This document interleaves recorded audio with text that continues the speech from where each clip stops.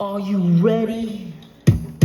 They think you can tell us what to do. Bow to the masters. Break it down. Break it down. We could. DX theme song. We need to have that as our intro. That could be that. We could use that. Can we do that? I was half. Does Muddy River Sports have enough in our budget to make that I was our half song? expecting to see if we could to suggest that we dip into the Muddy River Sports budget and use the Sanford and Son. Bum, bum, bow. Bum, bum, bow, bum. But break it down. We're the Muddy River breakdown, Yeah, we are. That is us. and we're degenerates. Sort of in many ways. So why wouldn't we have the DX theme I song? like it. I like it. We'll right, see, maybe we'll next see what we week. can do for next week. Anyway, how are you today? I'm good. We got things to talk about now. Like, we introduced the show last week. Nothing was really going on.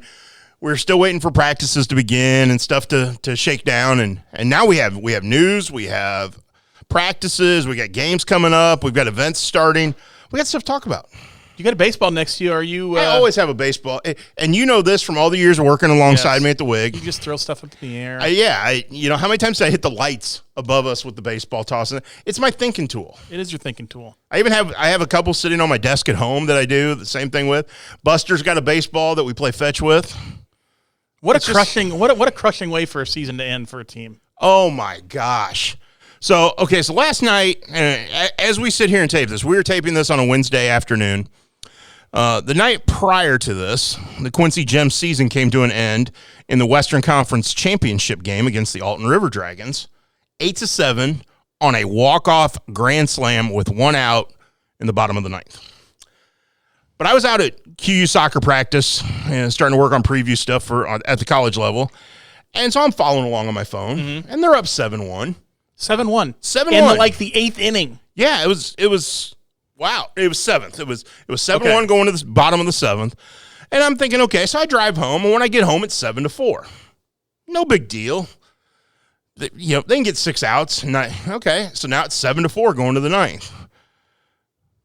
First guy gets on, next guy flies out. They go to the bullpen, and you're thinking, 2 outs. Yeah, there's a guy on base, but they're going to get 2 outs. Hit by pitch, walk, and you're going, uh-oh. And I thought, okay, well, they can still get out of this. They'll get a double play ball or something. They may give up a run. So obviously I know what I did. My dog wanted to go outside, so Buster and I went outside. Came back in, game over. Unreal. I can't even imagine the gut punch that feels like.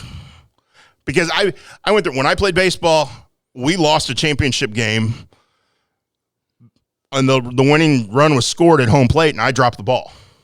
Shock. I was a catcher. Johnny Banks would not be proud of you. I know, but I did. I dropped the ball. And so I know somewhat how that feels Stinging. like. But I can't even imagine how that bus ride home. Oh, my. I feel for those guys. I really do. Because they're a great group of guys. And obviously I know many of them because several of them play at Quincy University. We've got Lucas Luce from Payson, Logan Voth from Unity. Then there's several Quincy High kids, the Harbin brothers, who I wrote about recently. And, so again, I know most of these kids. Have known them for a lot of years. I feel for them. Yeah, it's interesting. The Gems, of course, we've followed them since I got here in 97, and their first year back, incarnation was 96. Yeah, so you got here year 2. I got here year 2, and back in those days, you would the place was packed. Yeah. They brought in kids from all over the place, and they still do that somewhat. Right. But it's interesting. I'm there a week before the end of the season. I'm looking at their roster, and 15 of their guys at that point had some type of local tie, whether Right. they're from around here or they played at a college around here, be it John Wood, be it QU, or be it Culver. Yeah, because there were quite a few Culver guys. Obviously, the manager of the Gems this year was Brad Jerkis, the Culver Stockton head baseball coach. So it's such a departure because back in the day, you were lucky to have, in 98, I think Josh Raby and Brandon James are both on the team. Or, it'd be rare to have And you had local guys. You had the Ryan Dungeon, who was the son of a former Quincy University basketball player, but who was having a stellar career at Illinois State. Yes. So it wasn't like he was just brought in because his dad had played basketball at QU. Correct. Like he was, but yeah, And I don't know if any of these guys off this team. I guess there's a lot of talk that, and the guy wasn't even here at the end of the year. Zach Stewart.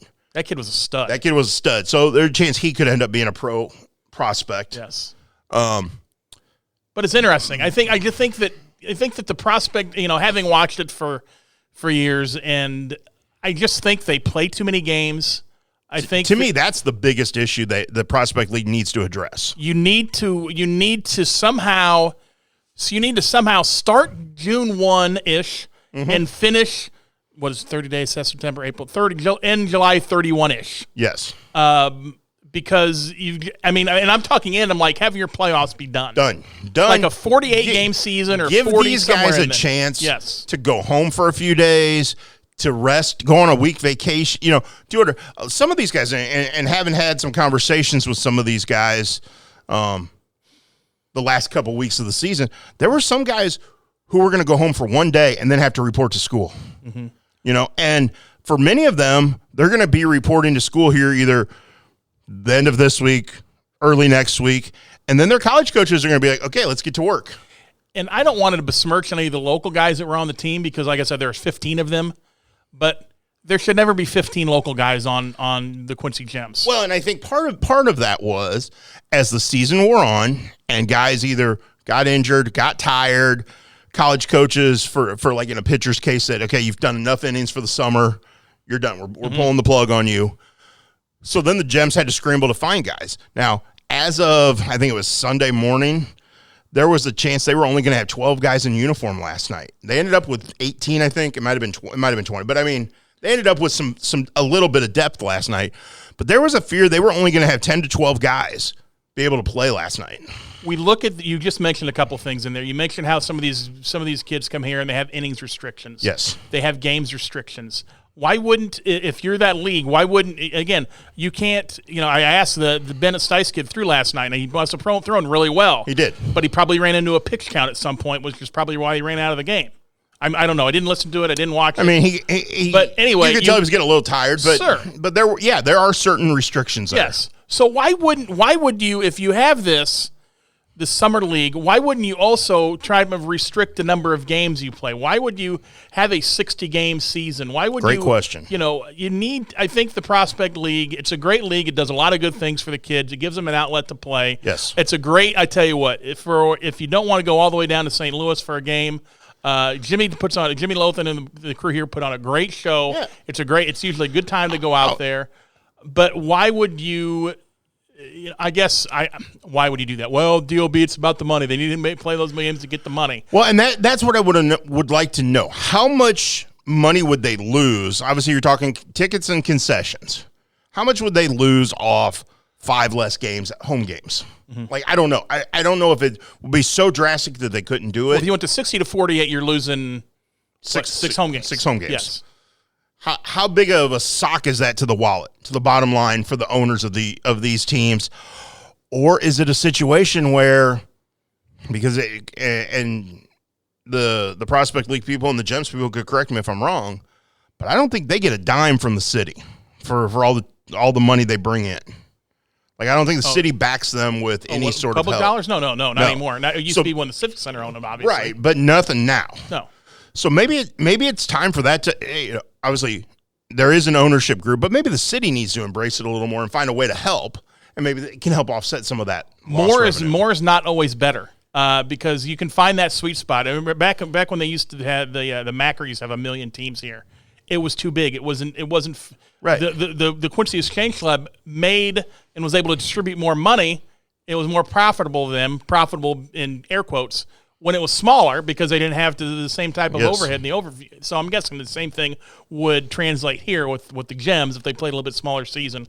It would probably be better for them. And you might be able to keep guys a little longer. Yes. And maybe you can get some more fans in the stands that way. Yeah. I don't know. But anyway, first time since 2016, the Gems have been in the playoffs, finished 32-30. It was a successful summer. Yeah. I mean, 2 outs away from playing in the best of 3 championship series. So, I mean, I think all in all, the Gems experience this year for the guys that were part of it was a really good experience. Yeah. It's just, I think the Prospect League needs to look at things on how it operates because now you've got because we don't want to lose that. We don't want to lose the Quincy Gems. We don't. We don't want to see the Prospect League go under. We don't want to see because there's some of these other summer league, summer baseball leagues and franchises that are really struggling. Dason Crows, the former Quincy University second baseman who came and played the last 19 games of the year for Quincy, had played in one of those leagues, and it was awful. They were down to 4 teams, and then one of the teams folded midseason. That's awful. Yeah, so there are leagues that struggle. There are leagues. This is a good league. It has good owners. Well, it it's has got people tradition. that take care of them. Yes. So we want to see that continue. And I think the crowds out of QU Stadium this summer have been great. I enjoyed, obviously taking pictures and sitting behind home plate where I normally plant myself so I can take pictures. But the conversations were nonstop, and it was great. Yep. It's a good time. So, but that is kind of like the close of summer. When the gem season ends, it literally kind of closes the book on summer. Was Monday morning like Christmas Day for you? Monday morning. So, unlike my buddy Chris Dewar, who probably was up all night, like waiting to see if Santa was arriving and probably had a plate of cookies and milk out for the football Santa that came dancing down the hallway. I slept good, got up, and was like, okay, this is going to be fun. Yeah, it was great. It was great the summer's a great time to unwind. Certainly for me, and, Chris Stewart takes a full month off. You've been in this situation before when you worked in the sports department at the WIG. Summer is the time you take a deep breath, you cover a few things, you take vacation, you get, You got to recharge. yeah, some guys take the afternoons off and go golfing. I went fishing. Just take a break. And then that first day of practice hits, and you go from 0 to 60 immediately. And it was get up early. And that morning, I was up and on the road by 7 a.m. So where have your travels taken you so far? I've gone to Camp Point Central. I've gone to Mendon Unity. I've been to Quincy High, Quincy Notre Dame, Quincy University, and Palmyra. And those are all football related. No. I've done soccer interviews. I've done golf interviews and football, and we're going to be working on volleyball here in the coming days. So our previews, our previews are going to start dropping on Thursday. We're going to have our first fall preview story with some photos dropping on Thursday. We start Thursday the 11th. August 11th. That's when this is dropping as well. Yes. Okay. Yeah, so same day our podcast drops. Shameless plug. Let people know. Okay, so people are so accustomed to. Okay, back in the day, they knew that. Okay, what was it? The Tuesday before? Was it the Tuesday before the first football game? Or was it Thursday? It was. We'd have our. It tells how long ago we've done it. True. We'd have back in the day. It was just strictly football. But then we have our fall sports tab. But yes, so when you and I worked at the Herald League, we always had a preview section that appeared right before that first football game, and we broke down every area football team and all that. We are introducing that here at Muddy River Sports in a different format. We have 15 high school football teams in what we have determined to be our coverage area as we start to grow this enterprise. We are going to have story, photos, schedule graphic for every one of those in a magazine format. But it's going to be strictly on our website. How much is that magazine going to cost me, Matt? $0.00. That's a great price. That is FREE, free. That's a 4-letter word. It is a 4-letter word, and it's a great 4-letter word because what you can do is you can log on to muddyriversports.com on Tuesday, August 23rd, 3 days before the season opener. You'll be able to click on this PDF and open up a PDF magazine for free. For nothing. For free. You'll be able to download it to your computer so you can look at it. You'll be able to revisit it on our website throughout the season if you want. Can I read it on my phone? You'll be able to read it on your phone. You can get it on your tablet. You can get anywhere you can find Muddy River Sports, you can find this enterprise. So that's why. So people are going to. So you say that to say this though, is that people need to realize that I know that both the TV stations every night they've been hammering. I'm not going to have a football story every single night or correct. Like Chris Stewart does his Barnstorm tour, and he's already done like 7 stops in 3 days, and that's how he's going about. I'm gonna have a few football stories here over the next 10 days, but the big chunk of it is all going to drop on August 23rd. In the meantime, that gives us a chance on the days leading up to then to preview the soccer teams, the volleyball teams, the tennis teams, the golf. We have golf starting on Thursday, August 11th, the day this podcast drops on our website.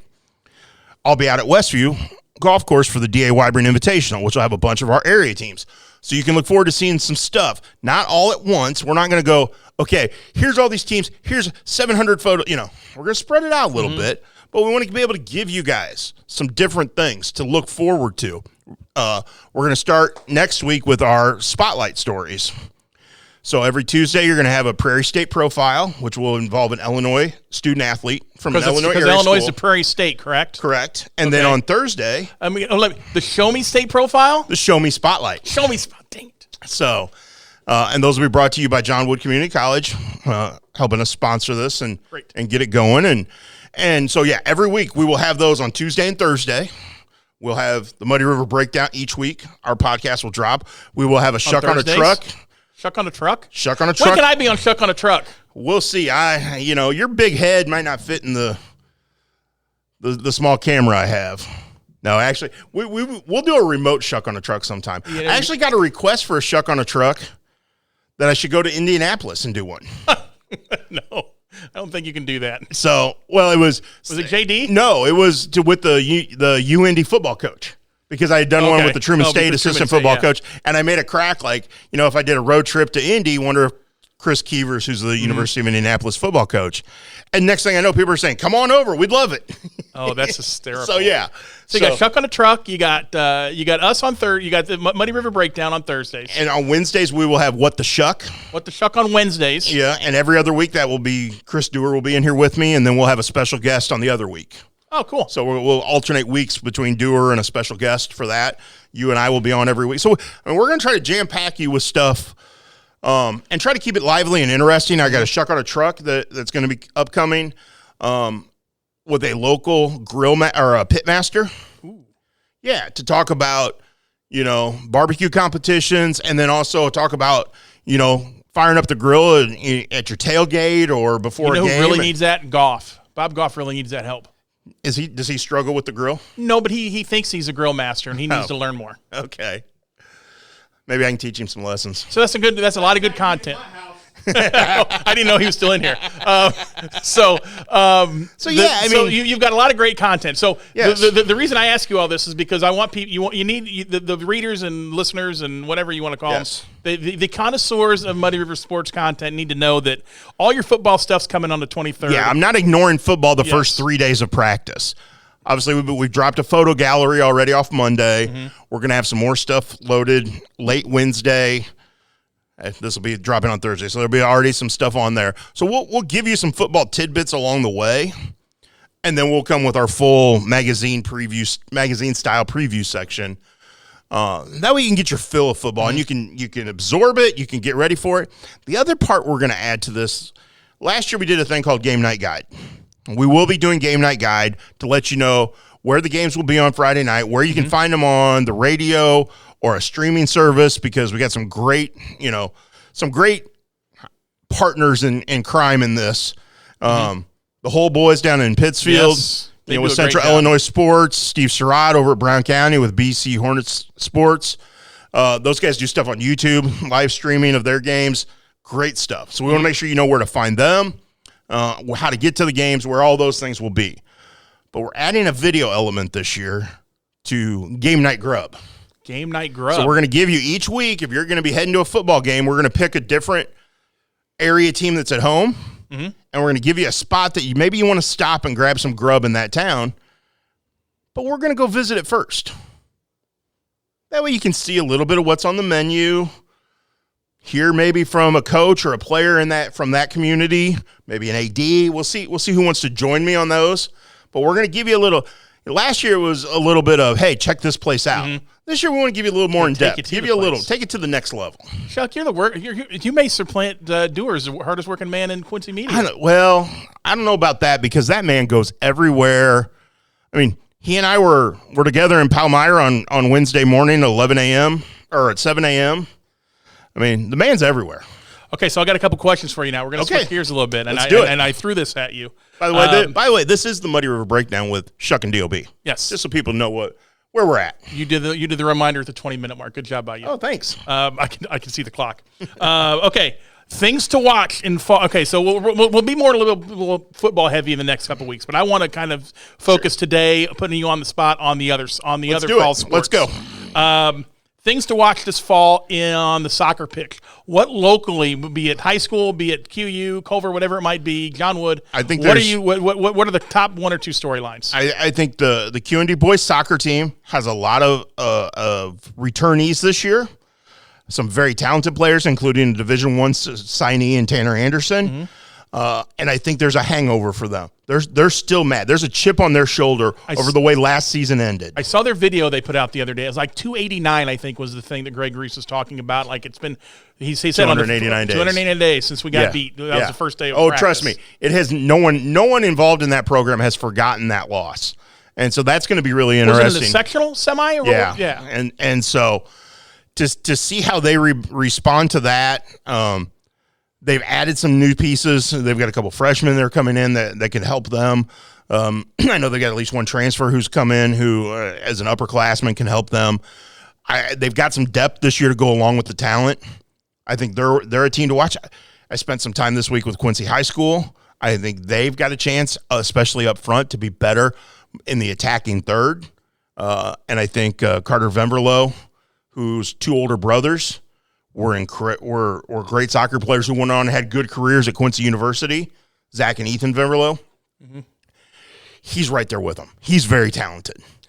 He is. I have a unique knowledge of a lot of these kids that played for both Quincy High and Notre Dame because my son Reed is a senior. They're Reed's age. Yes, he retired from soccer when he was age 10 because all these kids, Carter, Tanner, Colin Kirk is another one. They all were like prodigies. I mean, he played with these. That's back when Jackson Stratton even played soccer. And one time Carter Venverlo, we're playing indoor out at K&L. He passed the ball to himself off the board and made a goal. It's like, how is a 10-year-old doing this? But Quincy's very talented, and I think both those teams are going to. Hopefully, will have very good. I think Quincy University men have a chance to be special this year. I think their recruiting class is going to elevate them. They got a kid from Triad. It'll be interesting. Yes, they do. It'll be interesting to see how the QU women do.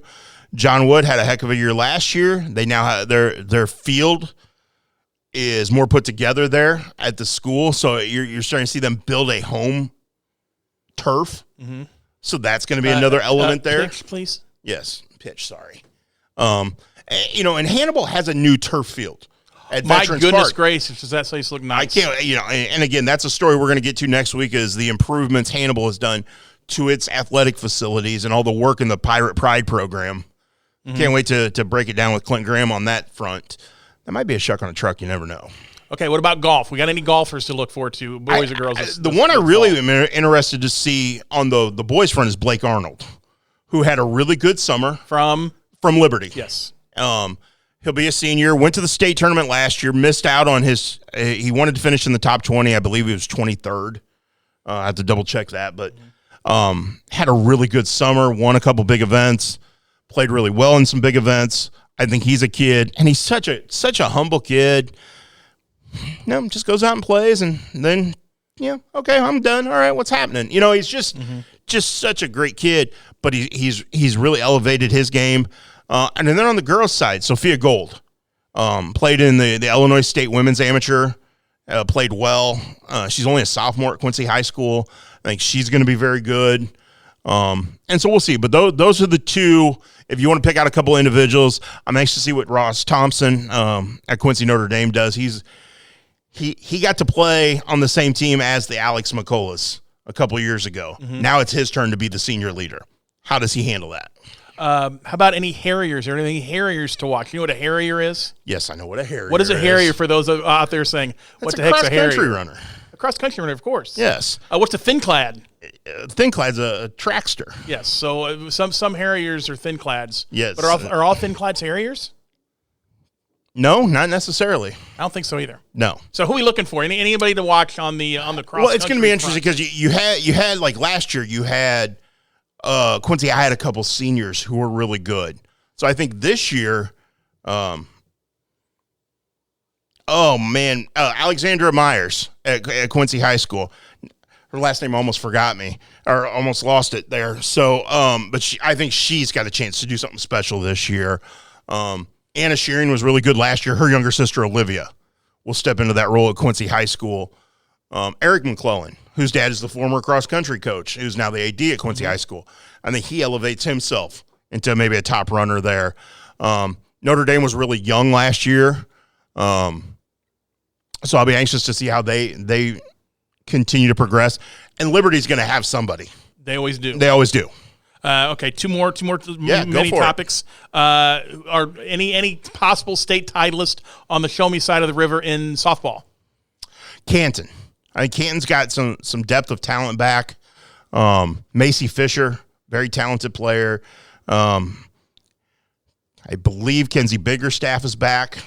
Nariah Clay, I know, is back. So, I mean, you start looking at rosters and you go, well, they've won a lot of games the last few years, and they've got this player back. That would be Canton. Canton, I think, is the team to beat on the Missouri side. Could make a postseason run. Volleyball-wise, I know we had a couple teams get all the way to the promised land last year. I think there's two again that you look at. You know, Southeastern brings back some incredible talent led by Amanda Stevens, and then Quincy Notre Dame, I think, is loaded for a potential run. You've got Abby Schreck, the three-sport standout there in the middle. You've got Emma Hoeing as an outside hitter. You've got Lily Marth and Faith Kinsel to do defensive specialists, libero-type players to do a lot. And there's some depth there. Layla Hernandez-Jones fits into that mix. So I think there's a lot of talent there. And I think one sport you haven't brought up yet is tennis. Oh, yes, forget about that. And I think they're, the Hayes twins at Quincy High School, Lily and Phoebe Hayes. Obviously, Quincy Notre Dame will be without state qualifier Leah Quintero because of her knee injury that happened at the end of soccer season. But they've got some younger players who can now maybe take that step this year, but without Leah there, who will have to play the number 1 or number 2 spot. And I think they've got some players that can step in. So it'll be interesting to see how that plays out. Bold prediction for the fall sports scene. What's your bold prediction? What could maybe make in headlines on Muddy River Sports? The bold prediction. Yes. See, the ones that are popping in my head aren't that bold. Like, I think Quincy Notre Dame soccer wins the 1A state championship.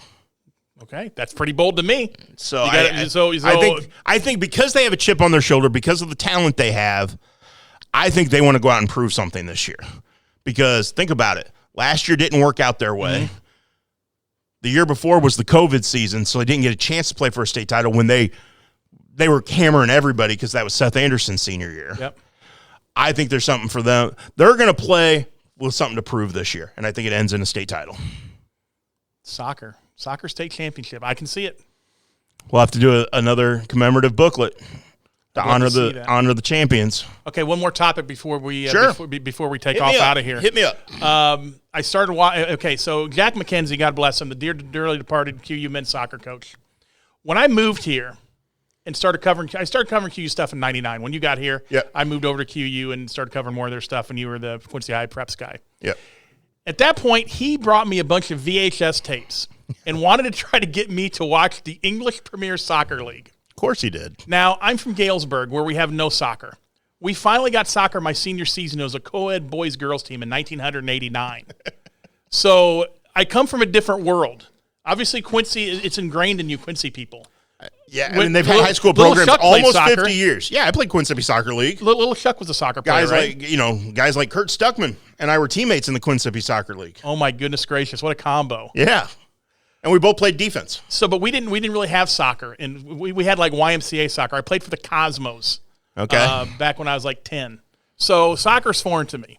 So Jack came and brought me all these tapes, and he's like, Don, you got to watch these. You got to watch these. This is the greatest soccer there is in the world. He wanted to educate you on soccer. Yes, and I just didn't go for it. I'm like, look, I ain't got time for that. I got it. Derek, my oldest son, was born. I'm like, I'm not going to sit in there and watch soccer because it made no sense to me. Okay. So a couple years ago, I tried to get into it again. I'm like, I just can't. So I'm now at the point now that I'm older. For whatever reason, I just get up at the same time every day. I can try to sleep in. It just doesn't do me any good. Dude, you're old. Tell me about it. So last spring, I'm sitting there, and every Saturday and Sunday morning, I'd be up at like 8. And and it's there's on. EPL on. Yes. So I'm like, you know what? I started watching it, and I'm like, dude, boy, these guys are really good. I mean, because no I've question. watched local soccer, and there's no such thing as ball control, really. At any of the, well, I think it's probably hard because they have nothing but turf fields here in Quincy now. But that controlled soccer that they play You're right. is amazing. So I'm like, okay, I got to pick a team. So I've picked a team. Okay. Who's your Tottenham, okay. the Spurs. I didn't want to pick Stan Kroenke's team. Okay. Which is Manchester U, right? No, Stan Kroenke's team. Which one's his? I No. forget. I can't remember. Okay. Is it Arsenal, that's it. Arsenal's Kroenke's team. I don't want to do that. Okay. I didn't want to go. Man City is now like the Golden State Warriors. Yes. They win everything because they just buy everyone. And my gosh, they got a new guy on this team. Haaland is his last name. Okay. He had 2 goals in their opener. I watched their entire opener.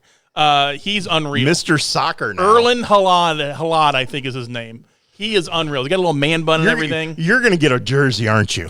You're Not gonna, yet. You're going to show up to one of these tapings of this podcast, and you're going to have By the a way, jersey. It's a kit, please. Can we use the proper terminology? So I'm a Tottenham guy now. Just because they finished 4th last year, I didn't want to go with the front runner because I'm like, okay, it'd be easy to just, I'm a Man City guy. Yeah. When a couple years ago, about 6 or 7 years ago, maybe 8 years ago, I was like Man U because I like Wayne Rooney. Okay. Because I thought he like nobody liked him. He seemed like a heel. So that's why that fits that's why your I root MO. for them. So I'm now watching the English Premier League, and I'd like to let you know that the Spurs are on top of the table right now. Okay, And you're like, that's what's the good. table? Standings. Standings. The table. Yeah. Yes. We have our next fixture on Sunday morning. Do you have a favorite pitch? Not yet. Okay. Hotspur Stadium, I guess, would be my favorite pitch.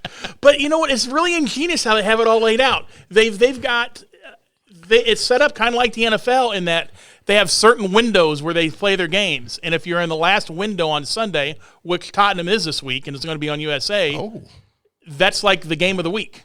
Okay. I'm learning all these things. So I should tune in just so I know what you're talking about when it comes to your team. It starts at 10:30. I know the EPL. but- 10:30. You can have breakfast. And it's a good game too. I can't remember who we play, but it's. Wait a minute. Hold on. you would be a hooligan. Let me go. Let me you'd go to want- my you would- Tottenham Hotspur app that I downloaded on my phone. Wow. So you would want to be a hooligan, but you're too soft to be a So, hooligan. okay, so this is what I think about hooliganism. I've always said that America would be better if we had better hooligans. That's why we've never been good, because our hooliganism is not very good. I don't want to do enable location services. Give me Now we have DOB lost on his phone as he tries to I'm find out. I'm trying to do Well, continuous guest. I'm trying to figure out when our next fixture is. okay, so obviously We're you playing can Chelsea? you can watch EPL on certain networks. You can find the game of the Playing week Chelsea. and all that. I also bought a pass to Peacock Network because our games are on there too. But obviously you can watch good soccer here in town. I think Yes. there's going to be very good soccer at the high school and college level this fall. I think it's going to be a lot of fun. Like I said, I've already been out and checked out Quincy University's men. I'm going to check out another one of their scrimmages here and get ready as I do the season preview on them. And, a new head coach for the Quincy University women. Obviously, our boy Tyler Tomlinson. The dreamy one. You go. Our favorite producer, George Costanza, will take care of us next week. All right. See you here again. I'll be here. This has been the Muddy River Breakdown with Shuck and DOB. Join us again next week. Well, you better get ready. Bow to the masters.